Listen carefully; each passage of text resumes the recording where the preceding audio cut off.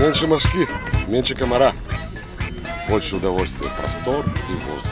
А вот это он на зиму шерстью покрывается. За моей спиной находится поселок Тикси. Жарко, однако. Так вот, чтобы морда была. Так, да. Съели щуки. Держите всегда плотки. Я бы сам ее сейчас съел бы. Да.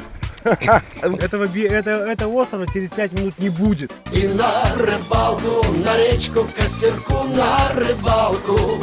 И не просто на рыбалку! На рыбалку с чемпионом! Ой.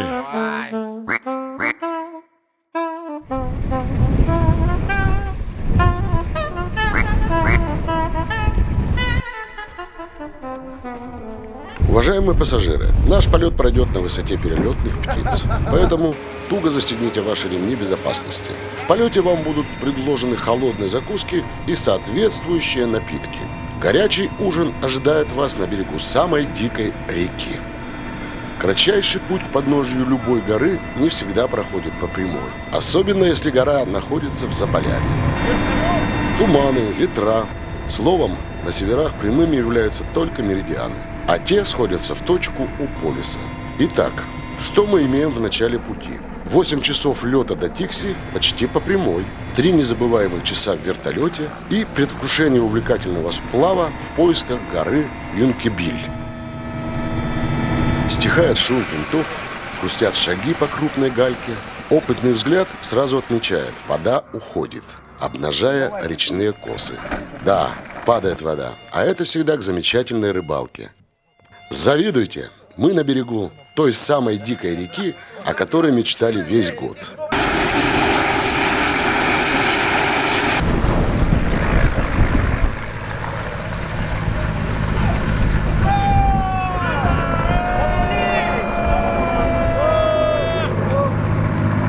Прорвались. Ура, ура! И закрепились на позициях. И никому теперь их не сдадим.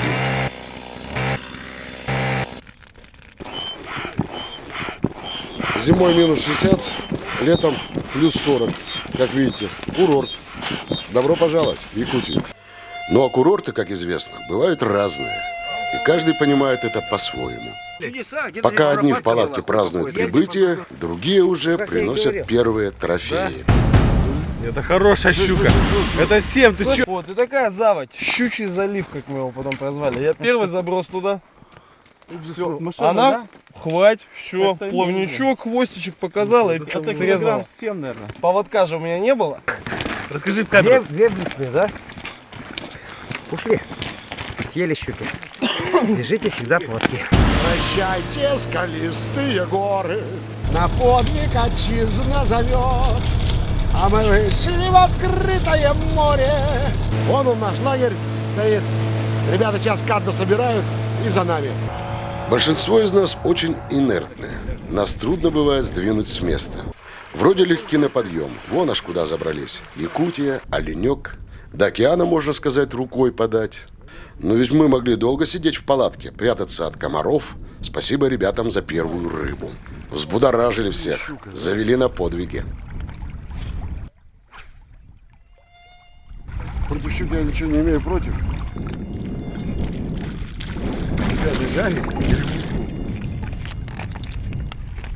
Сейчас мы ее туда отправим. На глубину. Вот пошла. Красавица. Живи, расти. Красиво. Живая природа. Если в одной яме заканчивается рыба, ищи ее в другой. Но рыбалка есть рыбалка. И без сюрпризов здесь не обходится.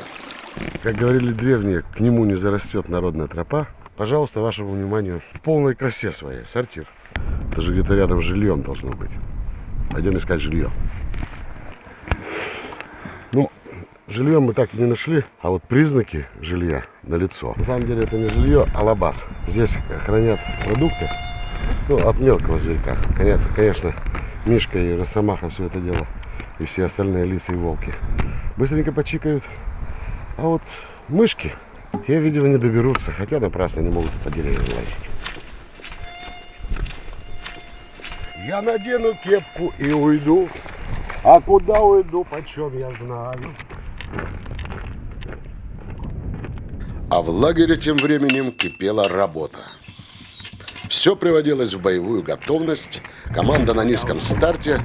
Каждый лелеет мечту поймать ту единственную рыбу, которая окажется самой крупной, которая удивит и потрясет всех. И как часто это бывает, успех неожиданно многотонной лавиной обрушивается на команду. Голодные таймени неистово атакуют приманки. Люди не успевают отбиваться от рыбы, а она, безумная, буквально хватает за ноги. Да, детей нужно пускать. Бросок, еще бросок, поклевка за поклевкой.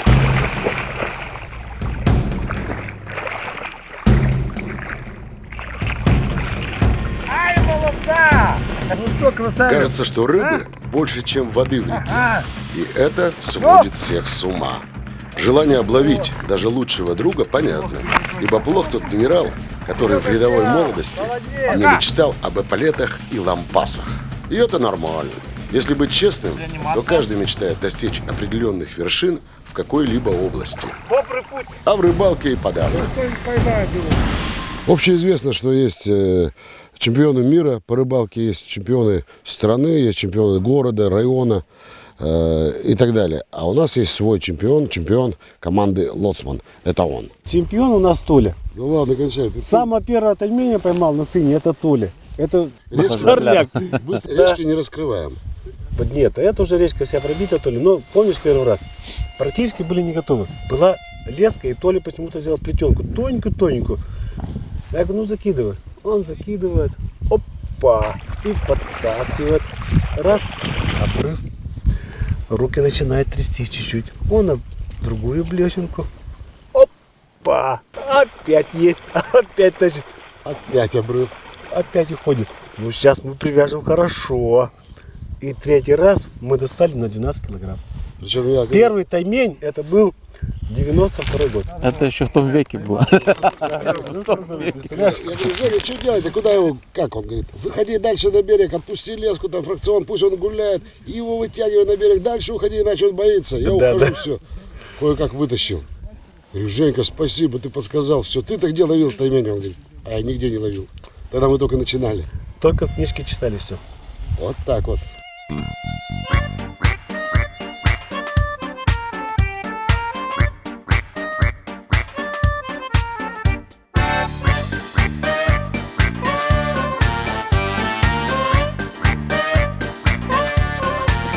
Делишек много, времени мало. Так все достало, так все достало. Скажи-ка, Жорик, а где наш Федя? Мы на рыбалку сегодня едем. Уж Федик с Настей готовит бойко, а Жорка мастер любой побойки. А я в процессе сей подготовки займусь проверкой экипировки. С Федюней в тачку все загрузили, устали даже, перекурили. Сидим, ждем Жорку, он и явился с прицепом полным, раздухарился. Он там козленка припер с базара и 7 коробок с ясным товаром. Закатим праздник, шашлык ушиться, закусим малость, чтоб не упиться. Вот это дело, рыбалка, пикничок. Кидай, брателла, пожитки в рюкзачок. И на рыбалку, на речку, к костерку, на рыбалку. Вот это дело, рыбалка, пикничок. Кидай, брателла, пожитки в рюкзачок. И на рыбалку, на речку, к костерку, на рыбалку.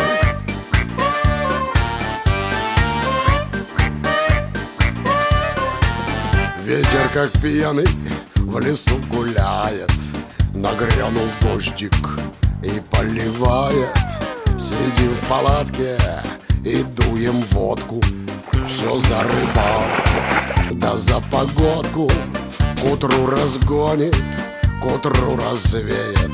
Уж скоро небо порозовеет. Мы не скучали, не торопились, но накачались и отрубились. Вдруг среди ночи нас кто-то мочит, да бьем и сильно. Про между прочим, хорош ушибы, чесать и шишки. Эвакуируемся, братишки. Федька с просони ружье хватает, отстреливаться вдруг начинает. Без боя русский-то не сдается, да и не русский, когда напьется. Вот это дело, рыбалка, пикничок. Кидай, брателло, пожитки в рюкзачок. И на рыбалку, на речку, к костерку, на рыбалку. Вот это дело, рыбалка, пикничок. Кидай, брателло, пожитки в рюкзачок. И на рыбалку, на речку, к костерку, на рыбалку. Эх, жаль, ракетниц не захватили. Из всех калибров вслепую били. Да на джипу только прорваться, а там неделю можно держаться. Жорко толково метнул гранатку, больше не видел никто палатку. Я пару залпов дал из береты. Темно здесь что-то, вот вам за это. Отбились вроде, уже светает. А кто с похмелья, что понимает, сушину ветром на нас свалила, чуть всю рыбалку не загубила. А где наш козлик? Вдруг вспомнил Жорка. Сам весь на взводе, в руках двустволка. На пуле брали после бомбежки, а лежать остались рожки да ножки. Вот это дело, рыбалка, пикничок. Кидай, брателло, пожитки в рюкзачок.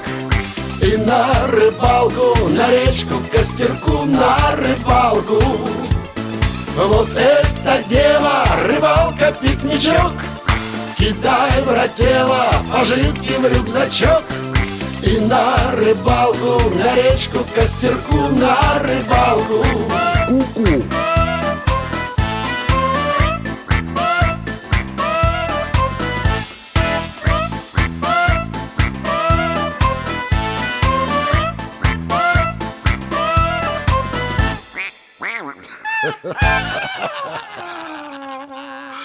Ой. Что ты думаешь, как чемпион о выпивке на рыбалке?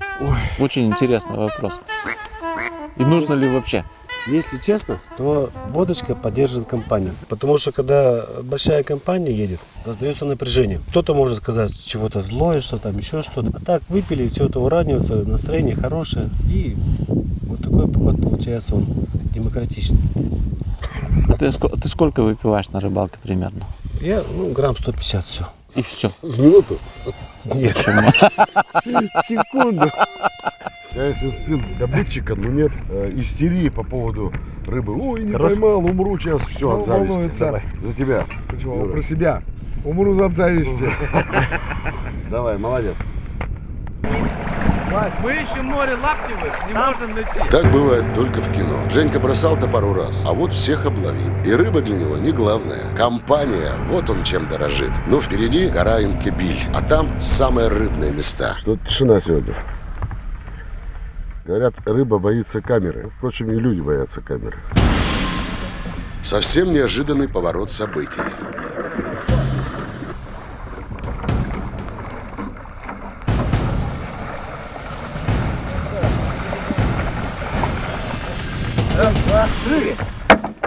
Видимо, было какое-то крушение вертолета, потому что просто так сюда лопасть никто не притащит. Плюс нашли еще одну деталь там вот. Что-то произошло. Какая трагедия могла приключиться в далеком поселке, не обозначенном ни на одной карте?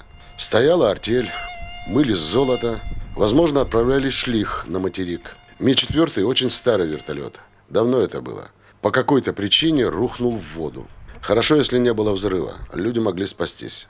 Течение разметало обломки по дну самой дикой реки, а золото Целый килограмм золота. Золото вернулось в свои месторождения. Ну, а настоящий рыболов рыбу на крючке ценит выше всякого золота. Даже если оно просто так валяется под ногами. Ну, как всегда, нормально все. Подошел, смотрю, выход речки хороший такой был, тундровый. Забросил, первый, второй раз, вышел. Все, подсекли, вытащили. С сетями? Нет, только на блесну. Мы же не промысловики. Хорошо, что можешь порекомендовать вот, рыбакам, которые не были никогда на северных реках? Как найти таймень? Нет, речки не разом бывают. Оленек – это трудная река. Таймень выходит только где выходы ручьев и рек. Вода выходит холодная с ручьев и стоит он метров 100-150. В этом месте надо ловить. Послушно следуем советам чемпиона. Мы ему доверяем. Вроде все сделали правильно. Но на берегу ленок. Ленок знатный, но это же не таймень. Такое обозначенное место, выход на галечник небольшой такой, как бы... С перекатом. С перекатом, да, и яма сразу. Вот там он и берет. Очередная попытка. Прямо по сказанному. В яме за перекатом. В мастерстве отказать нам трудно, но опять ленок. И вот в той же яме, за тем же перекатом, у Феди вдруг садится на блесну что-то крайне темпераментное. Вот это у него летняя форма. А вот это он на зиму шерстью покрывается. Видишь, какой становится? Такого еще не было. Шерстяной. Супер окунь. Окунь шерстяной, якутский. А так обычный окунь. Окончательно запудрил всем мозги наш чемпион. Но может на этот раз Федя выбрал верную позицию. И есть такое дело. С 4-й попытки мы усвоили уроки мастерства. А что делать? Вот такие вы, пацаны. Закинули 4 раза и поймали. 4 раза. Берега реки меняются. Сказочные места. Здесь чудеса, здесь леший бродит. А это кто такой красивый? Это чудо природы называется овца-бык. В эпоху мамонтов он обитал в арктических районах Евразии и Северной Америки. В середине 70-х годов прошлого века на Таймыре началась реинтродукция овцебыков. И, похоже, они неплохо себя чувствуют, потому что даже в Якутии их насчитывается более 400 особей. Где вы щук ловили, почти напротив. Сидели выше вот на километр. Ну, может быть, да. Вы напротив Да. щук ловили, конечно. Скала была Сюда справа, да. спускались, здесь Игорь поймал первого тайменя на 15 килограмм. А где мы садились Давай. с Коробкиным, она сухая, это рукав ее, оказывается, левее. А сама река выходит вот здесь вот левее. Нет, вот коса вот там нормально. Ну мы только что там были. Жень, понимаешь? Рыбалка ломовая была. Я понимаю, здесь комары, а там как раз вот не комаров, продувается вроде и дрова есть. Где вроде? Вон. Ну найди хоть одно. Что-то на жиже Так, играет. подождите, вспомните меня. Помните, как, вот смотрите, оттуда идет дождь, он за нами идет. Пойдем сходим. Вот дождь сходим. этого острова через 5 минут не будет. На маршрутах любого уровня сложности выбор места стоянки, а тем более организация базового лагеря – нешуточный вопрос. Наличие дров, безопасность, пути эвакуации в случае дождевого паводка и рыбалка, само собой разумеется, должна иметь место. Много вопросов. Принятое решение было единственно верным. Погода портилась. Но команда выполнила свою задачу. Мы достигли поставленной цели. Наш лагерь разбит под горой Инкобиль.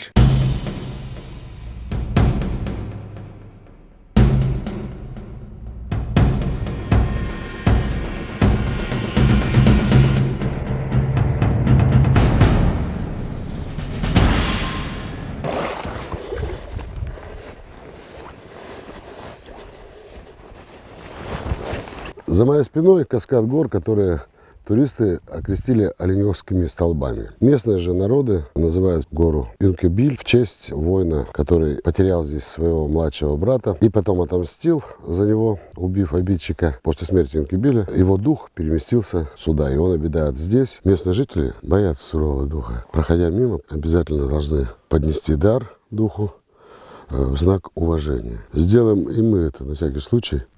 Что может произойти в пути, неизвестно. 1 серебряный рубль. Не маловато ли будет? Посмотрим. Не устроила цена духа сурового воина Инкобиля. Придется заняться жертвоприношением. Думает, за рыбу дух оценит по достоинству. А тем более с крючка самого чемпиона. Женя, ну как тебе ощущение? Ты сейчас чемпион у нас? У нас есть чемпионы покруче, но пока сегодня он. 22 килограмма. О, как! Женька чемпион сегодня. Да. Чемпион 4-го дня. Быть чемпионом, видимо, не просто ответственность большая. Обычно у нас самый веселый, душа компании. А сегодня, видите, как он спокойный, интеллигентный, сдержанный. Да ладно. Успехов тебе, Женя! Спасибо. В рыбалке и в жизни. А тебе в творчестве большом и поймать огромных тайменей, которых еще Еще не было. ловил. Спасибо.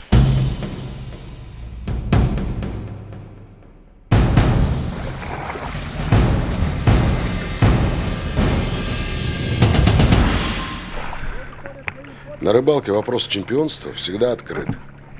Если вы поймали, скажем, супертрофей в первый день, это еще ничего не значит. В спорте известно немало фактов, когда на последней минуте в ворота влетал победный гол.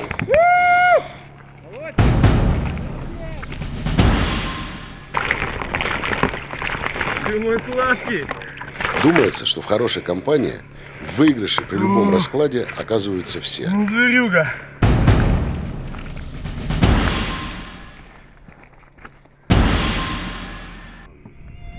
Тем рыбалка и отличается от рафинированного спорта. Во, да. А так, да.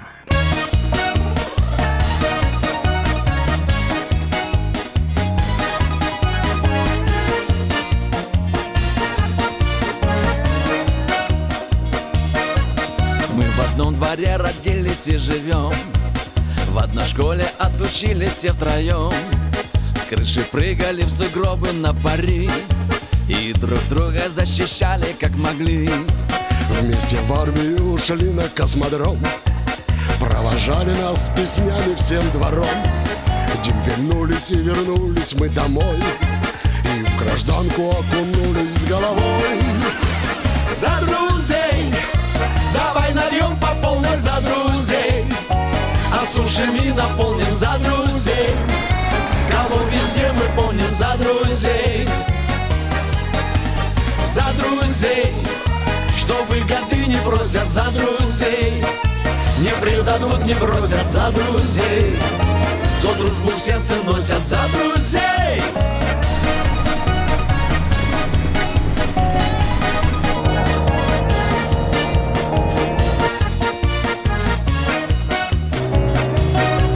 Все девчонок повстречали по весне, уж по осени венчались как во сне.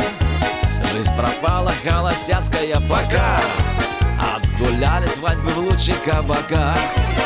А потом крестили вместе сыновей, в церкви много собралось родни моей.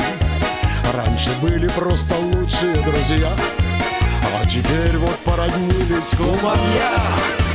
За друзей, давай нальем по полной за друзей, а сушами наполним за друзей.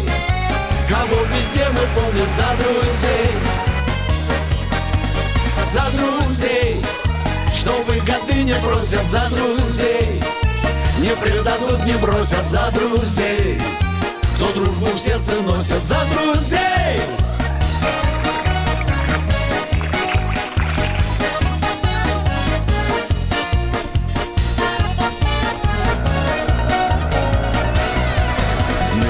В дворе родились и живем, в выходные на природу мотанем. Здесь охота и рыбалка круглый год, и без них полны-полно других забот. Дело делаем мужицкое свое, пацаны растут, как мы хулиганьем. Вместе где-то после школы бегают, а никому себя в обиду не дают. За друзей, давай нальем по полной за друзей, а сушами наполним за друзей. Кого везде мы помним за друзей. За друзей, что выгоды не просят за друзей, не предадут, не бросят за друзей, кто дружбу в сердце носят за друзей.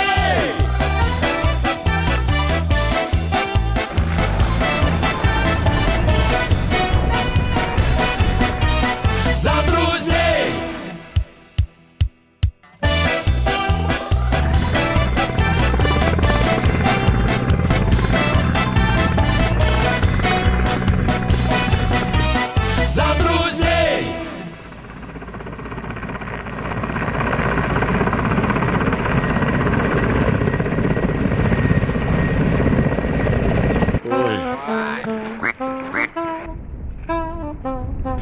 который раз убеждаюсь, здесь, на северах, много раз лучше, чем на пляжных курортах. Вот только жаль, время летит быстро. Как всегда, не хватило одного дня, еще одного денечка. И снова от винта в суету, в дела. Чтобы в какой-то момент озвереть, затасковать и спеть. Делишек много, времени мало. Так все достало, так все достало. Прощальный взгляд в иллюминатор, чтобы вспомнить все.